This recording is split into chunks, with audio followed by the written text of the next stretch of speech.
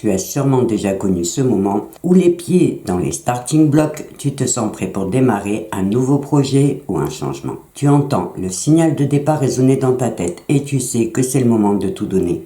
Et pourtant, rien ne se passe, tu te retrouves incapable d'avancer. En athlétisme, on appelle ça un faux départ et dans la vie, un blocage. Mais le plus incroyable, c'est que 90% de nos blocages viennent directement de nos peurs irrationnelles. Alors, avant de te parler des irrationnels, il ne faut pas oublier que la peur n'est pas un signe de faiblesse ni un défaut de caractère, mais bien une réaction naturelle et automatique que ton cerveau utilise pour te protéger. En clair, c'est une alarme biologique qui a été conçue pour te protéger du danger. Et sans elle, nos ancêtres n'auraient évidemment jamais survécu aux attaques de prédateurs ni aux multiples menaces de leur environnement.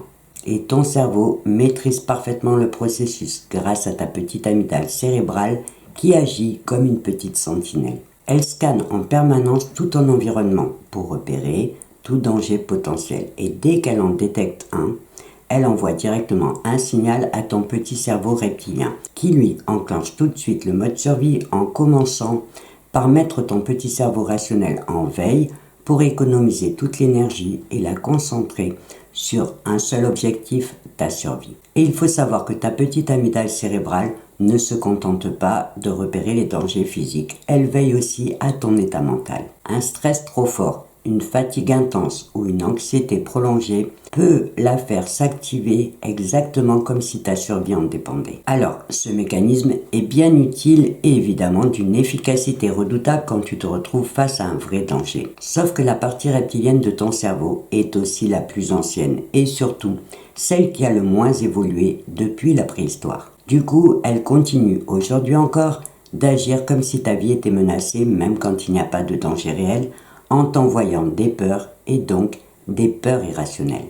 Des peurs qui ne te protègent de rien, mais qui par contre peuvent facilement te limiter, voire te bloquer. Elles sont bien évidemment nombreuses, mais on considère généralement qu'il y en a 5 fondamentales. La peur de l'échec, la peur du rejet, la peur de la perte de contrôle, la peur de l'inconnu ou de l'incertitude, et la peur de la mort ou de la confrontation inévitable. Ces peurs-là ne sont donc pas fondées sur des risques réels et pourtant elles réussissent à nous paralyser au point de nous faire abandonner nos objectifs, voire enterrer nos projets. Pour être clair, je vais te donner un exemple concret. Imagine que pour développer mon entreprise Push Up Ta Vie, je me dise que ça serait une bonne idée de faire des conférences, mais que la peur de parler en public me bloque. À ce moment-là, je n'aurai que 2 options.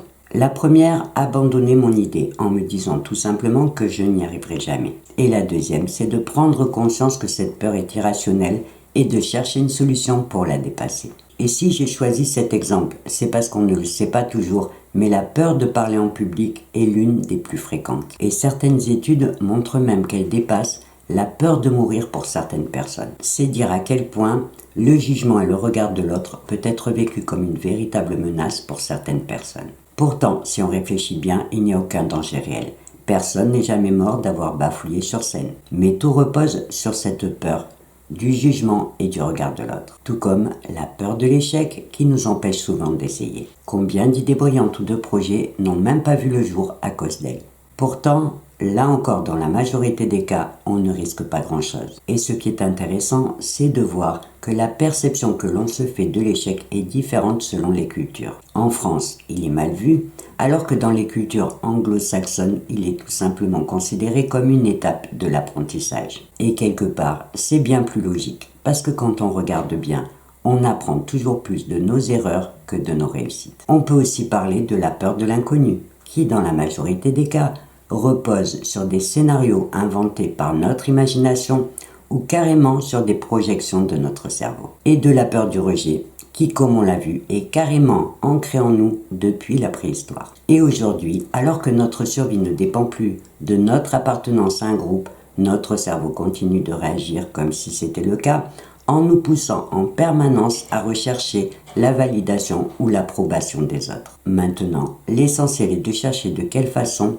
on peut apprendre à apprivoiser toutes ces peurs irrationnelles qui nous limitent pour pouvoir les dépasser. Alors, la première étape, on vient de la faire ensemble, puisqu'il s'agit de comprendre le mécanisme qui se joue derrière ces peurs irrationnelles. Parce que savoir que ton système automatique de défense t'envoie parfois de fausses alertes, te donnera une longueur d'avance pour comprendre qu'il te suffit d'apprendre à le calmer pour pouvoir reprendre le contrôle. La deuxième étape, c'est de prendre du recul sur la situation pour réaliser que cette peur qui te bloque ne représente aucun danger réel. Ce qui va te permettre de calmer ton imagination et de trouver de vraies solutions. Parfois, ça demande l'apprentissage de nouvelles connaissances pour renforcer sa confiance. Mais parfois, il suffit juste d'apprendre à calmer son mental pour reprendre le contrôle. Par exemple, en te posant une petite question toute simple, mais qui peut tout changer, comme « Qu'est-ce que je risque vraiment ?» Et tu verras que dans la majorité des cas, ta réponse sera « Pas grand-chose ». Mais cette simple petite réflexion peut te permettre de changer ta perception des choses et d'ouvrir la voie à de vraies solutions. Après, on peut aussi parler des phobies, comme celle de l'araignée, que beaucoup de gens craignent au point de ne pas pouvoir s'en approcher sans s'affoler. Pourtant, si on réfléchit rationnellement, on sait tous qu'une petite bête ne peut pas manger une grosse bête. On peut donc choisir de se raisonner, de relativiser et de dépasser sa phobie plutôt que de continuer à la subir. Parce qu'au final, ce qui compte, ce n'est pas cette peur irrationnelle en elle-même, mais encore une fois, la façon dont tu vas choisir d'y réagir. Est-ce que tu décides de continuer à la subir ou d'apprendre à la dépasser ? C'est un sujet sur lequel j'ai beaucoup travaillé, au point d'en avoir fait le thème de mon premier livre, Dépasse tes peurs et écris ton histoire. Pour la simple et bonne raison que j'ai vu beaucoup trop de personnes préférer laisser passer de belles opportunités plutôt que d'affronter leurs peurs.